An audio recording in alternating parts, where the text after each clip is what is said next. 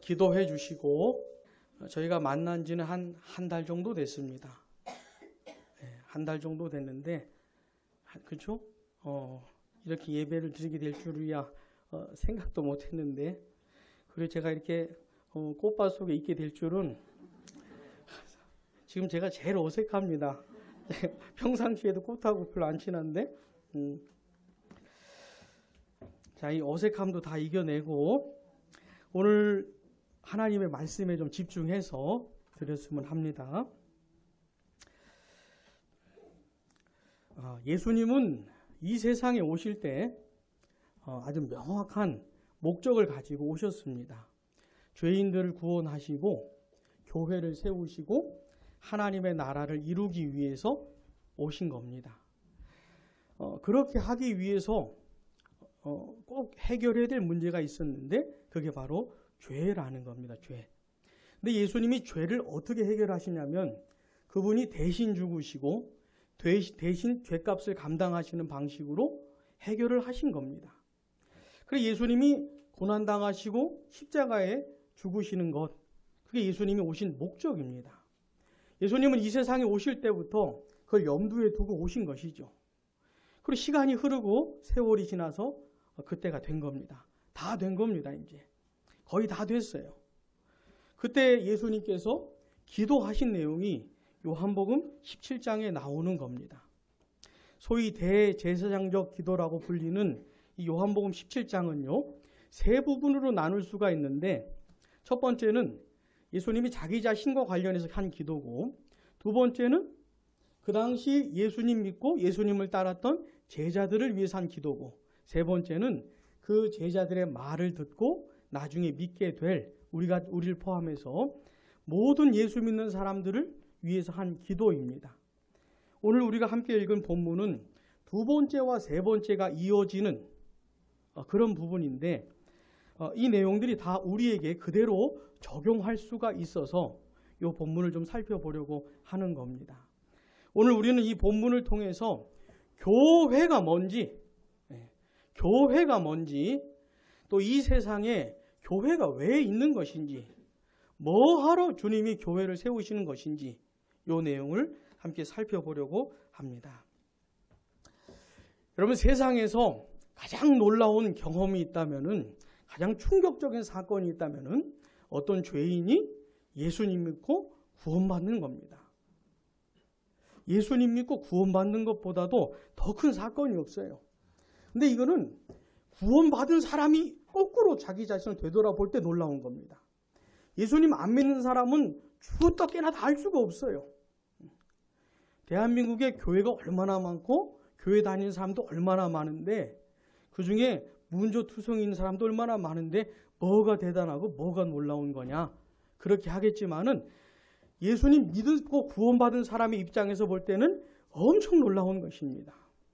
신기하게도요, 하나님께서 은혜를 베풀어 주시면은 수십 년 교회를 다녔어도 예수님 전혀 관심도 없고 상관도 없이 살았는데, 근데 하나님이 은혜를 베풀어 주시면 그게 이제 자기 얘기로 와닿는 것이에요. 성경에서 말할 때 우리가 하나님 앞에서 죄인이고 특히 당신이 죄인이고 뭐 이런 얘기하면은 나하고 아무 상관없이 들렸는데요, 하나님께서 은혜를 베풀어 주기 시작하면은 이게 이제 자기 얘기로 와닿는 것이에요. 그리고 나는 괜찮은 사람이고 멀쩡한 사람이고 이 정도면 잘 살았다고 생각을 했던 사람인데, 하나님이 역사하시기 시작하면은 자기 자신의 실상을 보게 되고 자기 모습을 알게 되면서 그게 아니라는 것을 깨닫게 되는 겁니다. 근데 그게 되게 마음이 아파요. 옛날에는 교회 다니면서 마음이 아픈 적이 없었어요. 마음이 아픈 적이 없었어요. 고민한 적도 없었어요. 근데 은혜를 베풀어 주시면 고민이 되는 것이에요. 괴로운 것이에요. 자기 모습을 보게 되니까. 그러면서 예수라고 하는 분이 나한테 꼭 필요한 분으로 와닿게 되는 것입니다. 자, 예수님께서 나 때문에 나를 대신해서 십자가에서 못 박혀 죽으셨다. 이 사건이 옛날에는 아무 상관이 없었지만은 지금은 너무너무 충격적으로 수십 년 이 세상을 살고 학교 다니고 대학원 다니고 뭐하고 직장 다니고 친구 만나고 아무리 했었어도 내 인생에 그럴 만한 충격적인 사건이 없었는데 하나님이 역사해 주시면은 예수님 믿게 된 것이 그렇게 놀랍고 충격적인 것이에요. 예수님이 나 때문에 죽으셨다는 것도 그렇고 내가 예수를 믿으면 구원받는다는 것도 그렇고 하나님의 자녀가 될 수 있다는 것도 그렇고 이게 너무너무 충격적으로 다가오는 것입니다. 그래 그의 마음이 흔들려요. 그의 인생이 흔들려요. 그럴 만한 사건으로 와닿게 되는 것이죠. 근데 이런 얘기는 성경에서는 너무너무 감동적으로 하고 있는데 예수님을 안 믿는 분들은 전혀 감동적이지 않는 것이죠. 사랑하는 여러분, 혹시 우리 중에 그런 분 계십니까? 나는 30년, 40년 교회 다녔는데 예수님 믿는 게 그렇게 기쁘거나 즐겁거나 그냥 내가 세상에서 살 때도 그냥 그럭저럭 살았는데 교회에서도 그럭저럭 지내면 되는 거 아닌가? 요 정도에 머물고 계신 분이 계시다면은 꼭 예수 그리스도를 만나셔야 됩니다. 내가 예수님을 믿는다고 하는데 이게 나한테 전혀 충격으로 와닿지 않았다.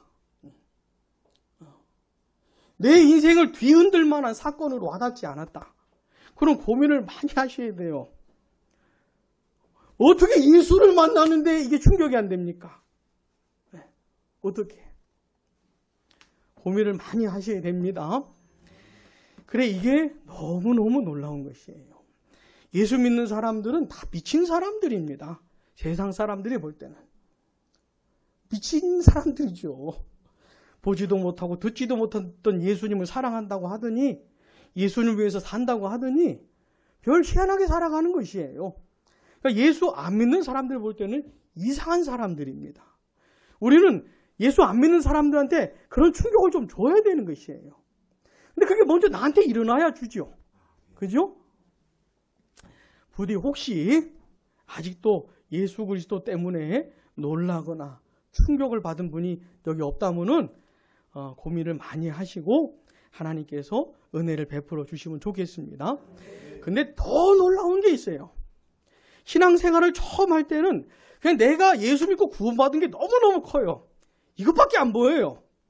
근데 신앙이 좀 더 잘하고 성숙해지면은 그게 다가 아니라는 것을 알게 됩니다. 그 예수 믿고 구원받은 사람들을 통해서 하나님이 세우시는 교회의 영광을 보게 되는 것이에요. 어마어마한 교회를 보게 되는 것이에요. 우리 양무리 교회는 어마어마하지 않습니다. 작지요, 조그맣지요, 아담하지요. 근데 하나님의 교회는 어마어마해요, 어마어마해요. 세상에 처음 태어난 사람부터 마지막 예수님 다시 오실 때까지 마지막 태어날 사람까지 구원받은 모든 사람들을 하나님은 교회로 세우시는 겁니다. 그래 요한계시록에 보면은 하나님의 교회 멤버 숫자가 얼마나 많은가 하면은 아무도 셀 수가 없다고 하는 거예요. 우리 양무리 교회 보고 교회 좀 그러네 이런 게 아니고 어마어마한 것이에요. 사랑하는 여러분, 하나님께서 우리의 눈을 열어주시기를 바랍니다. 예수 믿는 사람의 어떤 자부심 이런 게 뭐냐면 교회의 영광을 보면서 오게 되는 것이에요. 사실 우리는 교회 다니면서 실망을 엄청 합니다. 상처를 많이 받고 괴로운 순간이 너무 많아요. 어쩌면 저도 이제까지 교회 사역하면서 우리 성도들에게 괴로움을 많이 줬는지도 모르죠. 괴로운 순간이 얼마나 많은지 몰라요. 아니 교회면 좀 생명력이 넘치고 내가 힘들고 괴로웠다가도 교회 가면 좀 살고 싶고 막 그래야 되는 거 아닙니까? 근데 교회만 가면 죽겠고 말이죠. 교회 가면 더 괴롭고 더 힘들고 우리는 현실적으로 그런 교회 생활을 하고 있기 때문에 교회의 영광에 대해서 별로 생각 안 할지 모르겠지만은 성경이 말하는 교회는 엄청난 것이에요. 어마어마한 것입니다. 사랑하는 여러분, 부디 이 교회의 영광을 놓치지 마시기를 바랍니다. 아무리 이 세상에서 교회 생활하면서 아픔과 슬픔과 괴로움을 많이 겪었다 할지라도 교회는 교회인 것이에요. 교회는 교회인 것이고 교회의 영광은 사라지지 않는 것이에요. 저는 교회 사역하면서 제일 괴로운 것은 뭐냐면 이 교회에 대해서 실망하고 아파하면서 교회를 별거 아닌 것으로 생각하는 사람을 만날 때가 참 괴롭습니다. 뭐 세상 사람들은 뭐 그렇다 치더라도 교회를 다니는 사람들, 신앙이 있다고 하는 사람들마저도 이 교회 별거 아니에요. 교회가 좀 그래요. 그래가지고 성경이 말하는 교회 상마저 잃어버리는 것 같은 그런 분들을 뵐 때 참 괴롭습니다. 그러나 그렇지 않습니다. 교회는 그렇지 않습니다. 그러면 교회가 무엇인가? 그토록 영광스러운 교회가 도대체 무엇인가 하는 겁니다. 첫 번째 교회는 뭐냐면요, 이 세상에 속하지 않은 겁니다. 이 세상에 속하지 않은 사람들이 교회인 겁니다. 본문 16절 우리 한번 같이 읽어보겠습니다. 내가 세상에 속하지 아니함 같이 그들도 세상에 속하지 아니하였사옵나이다. 아멘. 당시 예수님을 따르고 예수를 믿었던 그 제자들이 세상에 속하지 않은 사람들이다 라고 말하는 겁니다. 지금. 근데 이게 우리들에게도 그대로 적용이 돼요. 우리가 진짜 예수 믿는 사람이라면 우리도 세상에 속하지 않은 사람들입니다. 본질적으로 그래요. 구조적으로 그렇습니다. 여기서 말하는 세상이 뭐냐면 예수님 안 믿는 사람들, 하나님 모르는 사람들, 그 사람들의 사회, 그 사람들의 정신, 그 사람들의 문화, 이 모든 걸 한마디로 세상이라고 부를 수가 있는 겁니다. 우리는 원래 세상에 속해서 살았던 사람들이에요. 세상에 속해서. 저는 고덕동 태어나가지고 상일초등학교 졸업해서 이렇게 이 동네에서 살다가 성장한 사람입니다. 세상에 속해서 살았던 것이죠. 우리는 다 그랬던 것이에요. 하나님을 모르는 사람들과 더불어 살면서 그들에게 뭔가 배우면서 인생이라는 게 이런 거구나. 뭐 이렇게 하면서 살았던 것이죠. 철저하게 세상적이었어요. 잘 살았건 못 살았건 간에 철저하게 세상적이었습니다. 그런데 하나님께서 우리를 구원하실 때 거기서 끄집어내신 거예요. 나는 세상에 살면서도 완전히 세상 정신에 쩔어가지고 살면서도 내가 세상적인 사람인지 세상적인 게 뭔지 아무것도 모르고 살았었는데 하나님께서 그 능력으로 전능하신 능력, 불가항력적인 은혜로 끄집어내 주신 거예요. 우리 예수님 다시 살아나시면서 마귀 권세 박살내시고 마귀 권세 아래 있던 우리들 끄집어내신 거예요. 그러면서 내가 세상에 속했던 사람인 걸 알게 되는 것이고 이제는 벗어났다는 것을 알게 되는 것입니다. 우리는 더 이상 세상에 속한 사람들이 아닙니다. 여전히 내 안에 죄성이 남아있고 세상 정신의 유혹을 받고 많이 넘어지며 살기도 하지만 그러나 끄집어내진 사람이에요. 근본적으로 다른 위치에 있는 사람들입니다. 사랑하는 여러분, 교회는 뭡니까? 세상에 속하지 않은 사람들입니다. 내가 지금 현재 아무리 신앙생활이 엉망진창이라 할지라도 나는 세상에 속하지 않은 사람인 것이에요. 본질적으로. 하나님이 어떻게 해요? 끄집어내신 겁니다. 이게 교회입니다. 교회 아니고서는 다 세상적인 사람들, 다 세상에 속한 것이에요. 자, 그런데 하나님께서 교회를 끄집어내신 다음에 그 다음에 그냥 하나님 나라로 그냥 곧바로 데려가시면 좋잖아요. 왜 이 세상에서 참 아프고 괴로운 시간들을 갖게 하십니까? 그냥 바로 데려가시면 좋잖아요. 곧바로 하나님 나라가 가면 얼마나 좋겠습니까? 근데 우리 예수님 기도를 보면 또 그것도 아니에요. 이렇게 세상에 끄집어내신 다음에 세상에 있기를 원하십니다. 자, 본문 15절 보시면은 내가 비옵는 것은 그 다음 같이요.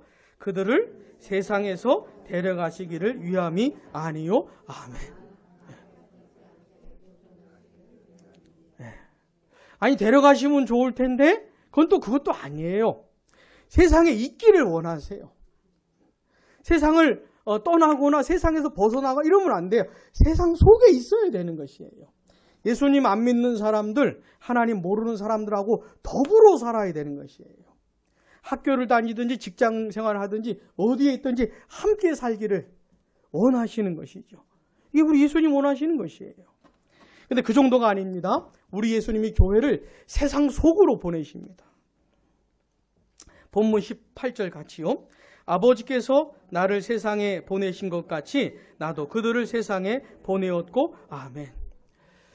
예수님께서 교회를, 예수 믿는 사람들을 세상에 보내신 사건을 무엇에 견주어 얘기하고 있습니까? 아버지께서 예수님을 세상에 보내신 것에 견주어서 말씀을 하고 계신 것이에요. 아버지께서 아들을 세상에 보내신 사건은 너무너무 놀라운 것입니다. 사실 아버지께서는 세상을 만드시면서부터 자신에 대해서 가르쳐 주셨어요. 하나님이 세상을 처음 만드실 때 사람을 어떻게 만드셨죠? 하나님의 형상대로 만드셨죠. 하나님의 형상대로 지음받았다는 게 무슨 말이냐면 하나님을 알아먹을 수 있는 존재로 만드셨다는 것이에요. 세상을 보고 하늘을 보고 땅을 보고 바다를 보면서 사람을 보면서 하나님을 알아먹을 수 있도록 만드신 것이에요. 하나님의 뜻을 이해할 수 있는 존재로 만드셨다는 것이에요. 자, 그러면서 하나님이 누구신지 가르쳐 주기를 원하셨고 사람은 하나님 뜻대로 살기를 원하셨고 그렇게 교제하며 지내기를 원하셨어요.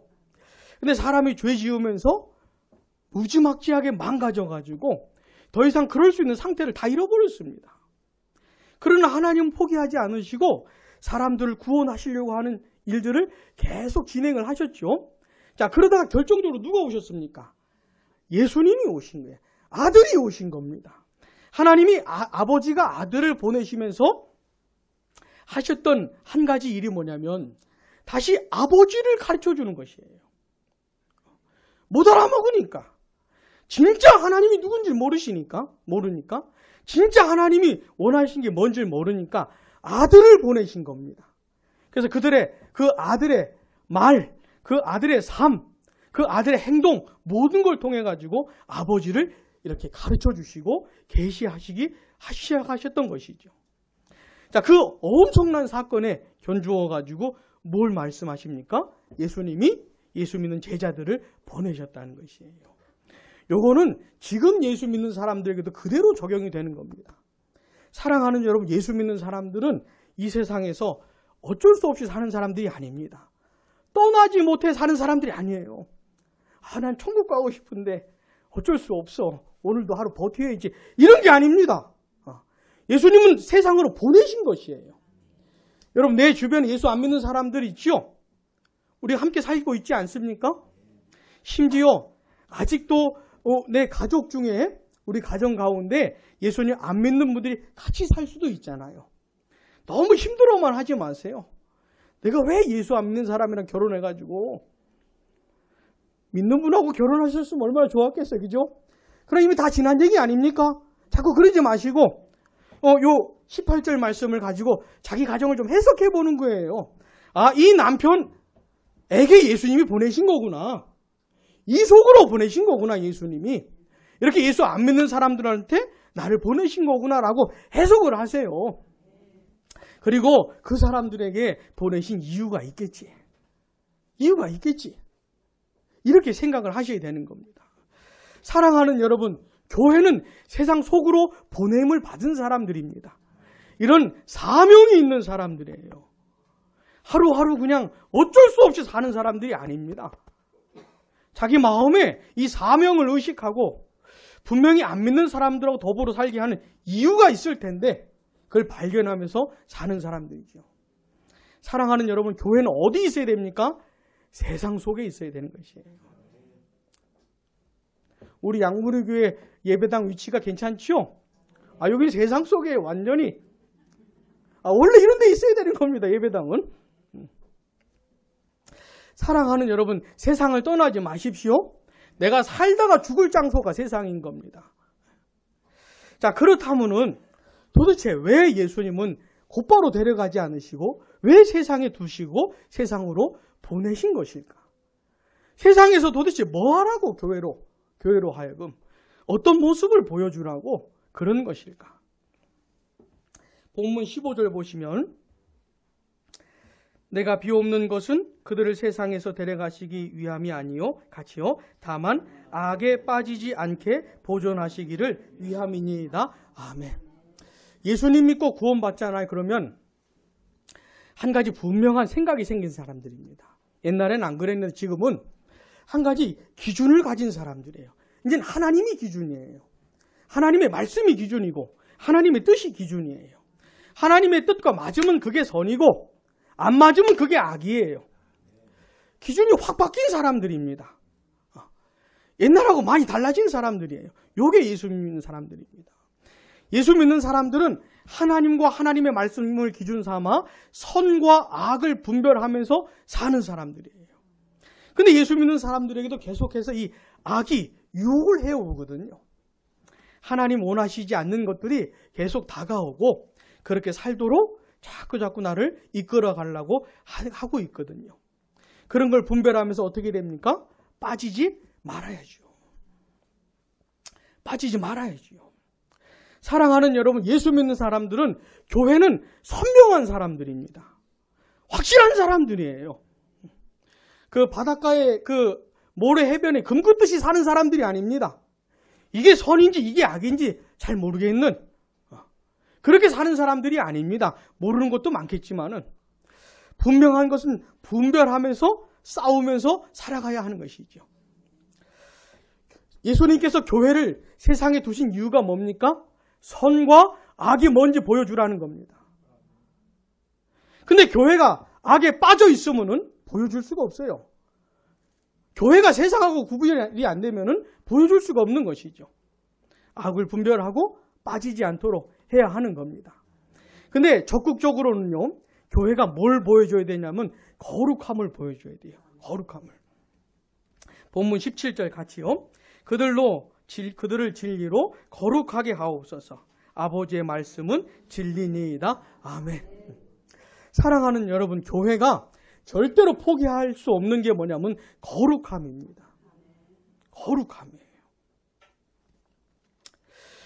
교회가 거룩함을 포기할 때 그건 끝나는 겁니다. 세상이 교회를 통해서 거룩함을 못 보게 될 때 그건 끝입니다. 끝이에요. 할 일이 없어요. 교회가 뭘 해도 교회 같지가 않아요. 거룩함을 잃어버리면. 거룩이라는 게 뭡니까? 제가 자카르타에서 사역을 한 적이 있었는데요. 자카르타의 그 어르신 목사님께서는 항상 이 성경을 심장 곁에 딱 이렇게 들고 다니십니다. 사진 찍을 때마다 항상 요 포즈예요. 제가 뭣도 모르고 성경 이렇게 들고 다녔다가 아유 진짜 이렇게 들고 다닐 걸 그랬어요. 여러분 이게 거룩입니까? 에? 아니 뭐 이렇게 들고 다니면 안 됩니까? 여러분 제가 설교하는 목소리가 좀 어때요? 어떤 목회자는요 이상한 목소리를 내요. 본인 목소리가 원래 아닌데 설교할 땐 이상한 목소리를. 네. 그딴 걸 거룩이라고 말하지 않습니다. 그딴 거를 거룩이라고 말하지 않아요. 거룩이라고 하는 게 뭐냐면 이게 구별되는 걸 말하는 겁니다. 다른 걸 말하는 것이에요. 내가 하나님한테 속했다 보니까 하나님을 알고 하나님을 만나 보니까 하나님이 거룩하신 분이거든요. 그 하나님을 만나 보니까 하나님이 원하시는 게 이런 거구나. 하나님께서 나에게 바라시는 게 이런 거구나. 그런 걸 알아가고 거기에 맞춰 살고 그런 게 거룩이죠. 이상한 목소리 내고 뭐 이상하게 걸어다니고 그냥 뭐 교회에서는 참 거룩한 척 막 이렇게 하시고 왜 그렇게 애쓰시는지 모르겠어요. 그런 짓 하지 마시고 전혀 거룩해 보이지 않아요. 그런 거 말고 진짜 하나님을 만나고 진짜 하나님의 말씀을 듣고 하나님이 원하는 게 뭔지를 알고 그 다음에 맞춰서 살다 보면은 거룩이라는 게 뭔지 알게 됩니다. 그 사람의 생각과 말과 행실을 통해 가지고 거룩함이 나타나는 것이에요. 세상 사람들이 같은 직원이든지 학교 친구든지 간에 이상하다. 내가 알던 애가 아니네? 내가 만났던 그 사람이 아니네? 사람이 어떻게 저렇게 달라졌나? 이런 게 거룩입니다. 이런 게 거룩이에요. 자, 예수님께서 교회를 세상에 두신 이유가 뭡니까? 거룩함을 보여주라고요. 거룩함을. 지금 거룩함을 제일 보여주지 않는 대표적인 사람들이 목회자들이에요. 저 같은 목회자들입니다. 이제 어디 가가지고 저 목사인데요? 이렇게 말하기 진짜 주저돼요. 이제는 어디 가서 목사라 그러면 어떤 사람 막 쓰레기 취급을 합니다. 그래요. 쓰레기 취급을 해요. 이런 시절이 돼버렸어요. 세상 사람들이 교회에 우습게 생각을 합니다. 별로 다르지 않다고 생각을 해요. 아니, 더 한다고 생각을 합니다. 실정이 그래요. 실정이 그래요. 예수님께서 교회를 세상에 보내신 이유가 뭡니까? 거룩함을 보여주라고. 근데 이 거룩함을 나타낼 때 꼭 필요한 게 뭡니까? 하나님의 말씀이에요. 하나님의 말씀입니다. 하나님의 말씀. 예수님 뭐라고 하십니까? 그들을 진리로 거룩하게 하옵소서 그러잖아요. 그래서 교회는 하나님의 말씀을 선포하고 하나님의 말씀을 들어야 됩니다. 죽으나 사나. 죽으나 사나 성경 말씀. 신구약 66권. 주일에도 새벽에도 수요일에도 금요일에도 계속 하나님의 말씀. 사랑하는 여러분, 딴 거 기대하지 마세요. 요즘은 교회 오면서 이상한 걸 기대해요. 교회 오면서 뭘 기대합니까? 성경 배우러 오셔야지요. 딴 거 없어요. 요거 배우는 겁니다. 근데 성경을 읽고 성경을 배우는데 성령께서 역사해 주시면 희한한 일들이 벌어져요. 눈에 보이지도 않는 하나님이 어떤 분이신지 알게 됩니다. 눈에 보이지도 않는 예수님을 막 사랑하는 마음이 생겨요. 그분의 뜻이 무엇인지 알게 되고 그분 뜻대로 살고 싶고 그 뜻대로 살지 않은 자신을 회개하고 하나님께 도움을 구하고 그러면서 자기가 살고 있는 세상에서 다른 삶을 보여주는 것이죠. 하나님의 말씀을 통해서 하나님의 말씀. 그래서 교회는 하나님의 말씀이 선포되는 게 굉장히 중요합니다. 굉장히 중요해요. 근데 있잖아요.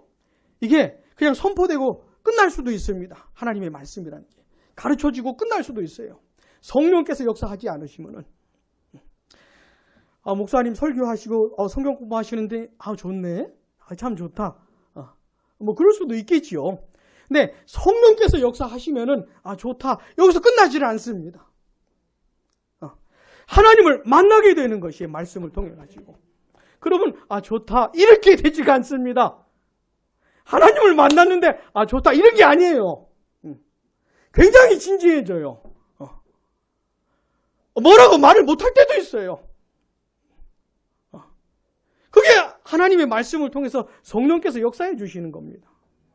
자기 실상을 보게 되고 예수님의 영광을 보게 되고 하나님 날 구원하신 뜻을 알게 되고 그랬는데 내가 이렇게 살고 있는 내 자신을 보면서 재밌지 않습니다. 그냥 좋네. 이러지 않습니다.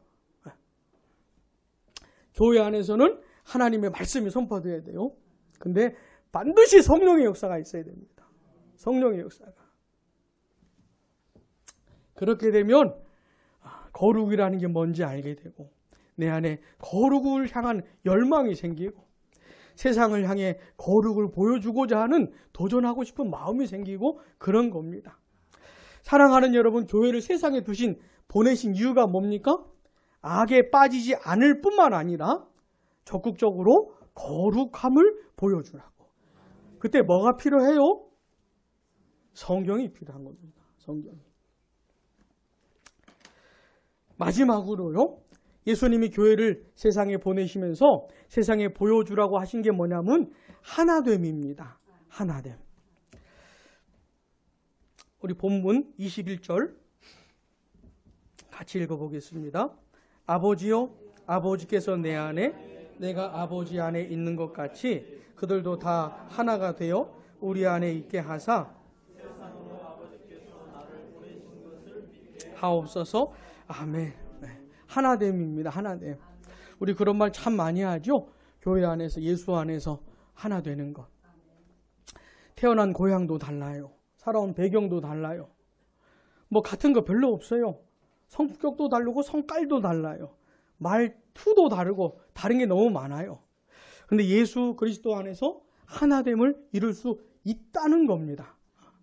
근데 예수님 안에서 누리는 그 하나됨을 무엇과 비교해서 말씀을 하고 계십니까? 아버지와 아들이 하나 된 것을.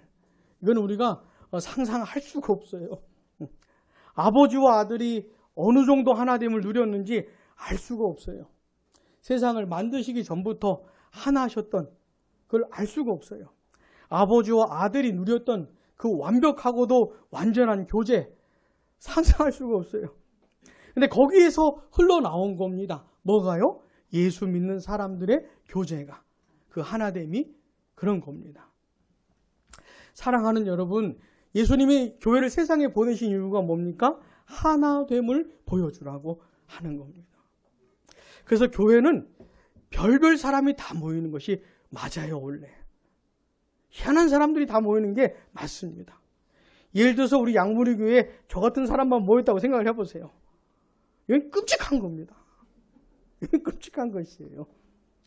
다양하고 다르고 희한하고 이상하고 이런 사람들이 모여서 이루는 것이 그게 교회인 것이에요. 원래 교회는 그래요. 참 별 사람 다 모였는데 하나됨을 보여주고 있네? 어라? 저렇게 성격이 다른 사람들이 어떻게 하나 되어 살고 있지? 그걸 보여주라고 교회를 세우신 겁니다. 이 세상에 이런 하나됨, 이런 교제를 보여줄 공동체는 없습니다. 다 끼리끼리 만나는 것이죠. 목적이 있고 이유가 있으니까 만나는 것이죠. 다 그래요. 아무데나 못 껴줘요. 저 같은 사람 별로 낄 데 없어요. 별 껴주지도 않아요. 네? 심지어 목사들 사이에서도 별로 껴주지도 않아요. 이제 개척한 목사를 누가 껴줍니까? 그죠? 근데 교회에서는요, 그런 게 아니고 아주 놀라운 하나됨이 있는 것이죠. 이게 어떻게 생기는 거냐면 이런 겁니다. 자, 예수님 몰랐어요. 안 믿었어요. 그럼 이런 하나됨 모릅니다. 근데 나 같은 죄인을 예수님이 위해서 죽으셨다는 사실을 알게 되면은 나 같은 죄인도 용서하신 하나님의 은혜를 알게 되면은 희한하게 용서하는 마음이 생겨요. 긍휼이 생겨요. 영혼이 불쌍해 보이고 친근하게 와닿고 사랑스러워요. 여러분, 영혼이 사랑스러워 본 적 있습니까? 교회 생활 하시는데 이 집사님 참 사랑스럽다 이런 적 있으세요?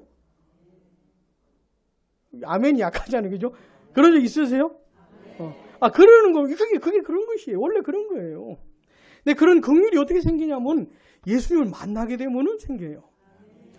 예수님 앞에 서서 그분이 나를 용서해 주시고 나를 받아주시고 나를 품어주신 것을 이렇게 자꾸 맛을 보면은 나도 그런 게 생겨요. 근데 예수님이 원하시는 건 뭐냐면은 그 원수까지도 사랑하는 겁니다. 원수까지도. 원수는 누굽니까? 어지간히 미우면 원수 아닙니다. 어지간한 건 원수 아니에요. 죽이고 싶고 쳐다볼 수 없고 손이 떨리고 이쯤 돼야 원수죠. 이쯤 돼야. 네. 어떤 사람은 저기 속에 갈쿠리를 탁 갖고 있어요. 이렇게 이를 악물고 살아요. 그리고 탁 걸어놔 이렇게. 탁 걸어놔요. 안 놔요, 안 놔. 이걸 놔야 되는데 안 놔요. 그 다음에 걸리기만 해봐라.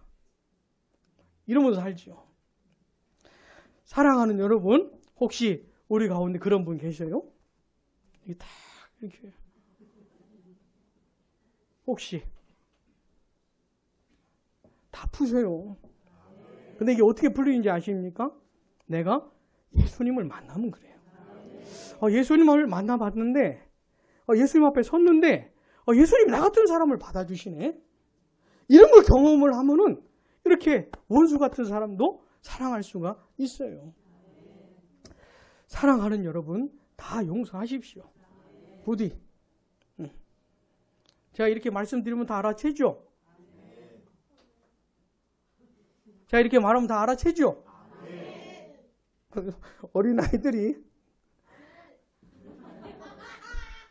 사랑하는 여러분 가슴 아프고 괴롭고 힘들었지만은 그래도 다 용서해 주세요. 용서하고 예수님이 나도 용서해 주셨으니까 용서하고 다 풀어버리고 그래야 여기가 편하고 그 다음에 신앙생활이라는 게 제대로 진행이 돼요. 절대로 누군가 이게 갈쿨에 걸어놔가지고는 절대로 신앙생활이 안 돼요.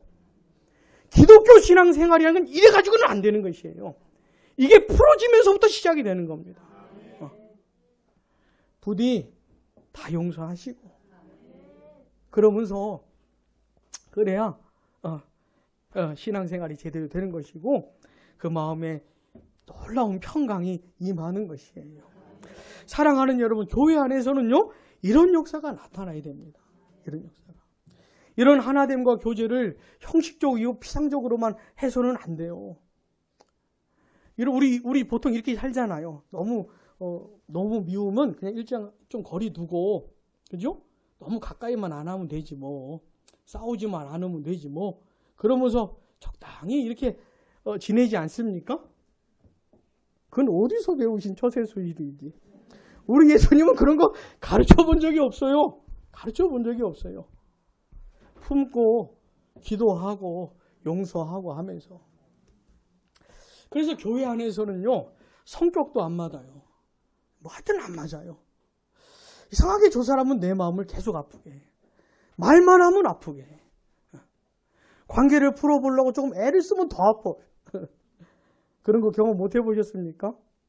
그런 관계도 해결이 되고 주님 안에서 하나됨을 맛보고 용서하고 사랑하고 그런 게 교회 안에서 반드시 일어나야 됩니다.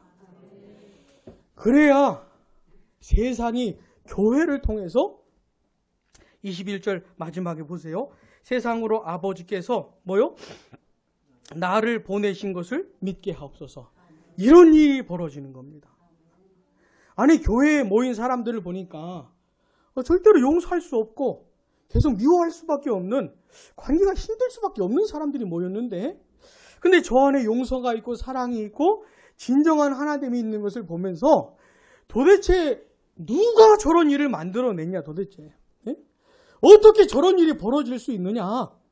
그러면서 아버지가 아들을 보내신 이 엄청난 구속의 역사를 알게 되는 것이에요. 아버지가 아들을 보내신 이거 속에 저런 용서와 사랑의 역사가, 그런 걸 만들어내는 역사가 있는 거구나. 교회가 다른 거구나. 교회를 통해 예수님을 알게 되고 믿게 되고 하는 것이에요. 맨날 싸우고 맨날 다투고 치고받고 그러면은 그냥 세상도 측은하게 여깁니다. 이렇게 생각나니까요. 이거 잘하고 저거 잘하고 아무리 잘해봤자 소용이 없어요. 지지고 볶고 하면은 니네나 잘해라 이런다니까요. 오늘 우리는 이 요한복음 17장을 통해서 교회가 뭔지, 그리고 교회를 세상에 보내신 이유, 목적, 그게 뭔지를 한번 생각해 봤습니다. 교회가 뭡니까? 세상에 속하지 않은 사람들입니다.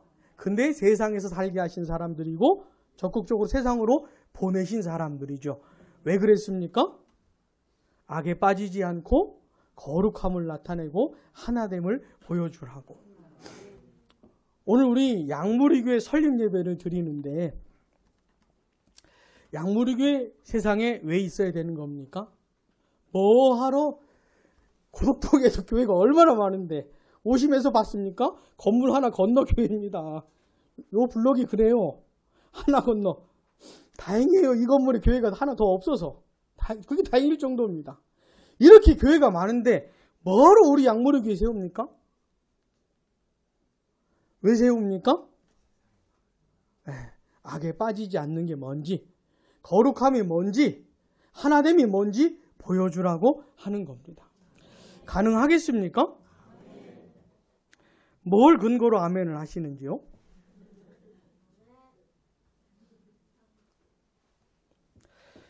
세상이 지금 얼마나 교회를 우습게 생각을 하는데요. 현실이 그래요, 현실이. 근데 교회를 우습게 생각하게 만든 원인 제공을 교회가 했습니다. 뭣도 모르고 세상을, 교회를 욕하는 부분도 있지만은 욕을 당해도 싼 부분이 있는 거예요, 교회에. 그런 걸 누가 제공했어요? 교회가 제공을 한 겁니다. 거룩함 못 보여줬어요. 하나됨도 못 보여줬어요. 이런 실정인데 우리 양무리 교회가 거룩함과 하나됨을 보여줄 수 있습니까? 아니, 이 땅에 있는 교회들이 이걸 회복할 수 있겠습니까? 가능합니다. 왜 가능할까요? 우리 예수님 때문에, 예수님 때문에. 15절 보세요. 내가 비옵는 것은 그러죠. 여기서 내는 예수님을 말하는 겁니다. 우리 예수님이 기도하신 거예요. 20절도 보세요. 내가 비옵는 것은 예수님이 기도하신 내용이고 지금도 기도하고 계시고 지금도 역사하고 계셔요. 그래서 가능한 겁니다. 교회도 많은데 뭐하러 또 하나 양무리 교회 또 하나 세우나? 우리 예수님이 기도하셨기 때문에 지금도 기도하시기 때문에 그 예수님을 붙들고 교회를 포기할 수 없어서 아무리 세상을 향해 거룩함과 하나됨을 보이지 못한 그런 교회, 그런 목회자들 많이 있어서 너무너무 실망하고 짜증나는 상황이었지만은 그래도 교회를 포기할 수는 없지 않습니까? 그래도 교회는 포기할 수가 없잖아요. 예수님이 세상에 교회를 보내신 이유를 포기할 수는 없지 않습니까? 그래도 해야 되잖아요. 이걸 해야 되는 거 아닙니까? 거룩함이 뭔지 보여줘야 되잖아요. 하나님이 어떤 분인지, 아버지가 아들을 왜 보내셨는지, 어떻게 그 원수 같은 사람들이 예수님 안에서 하나 될 수 있는지, 좀 신적인 거, 천상에 속한 것들을 좀 보여줘야 되잖아요.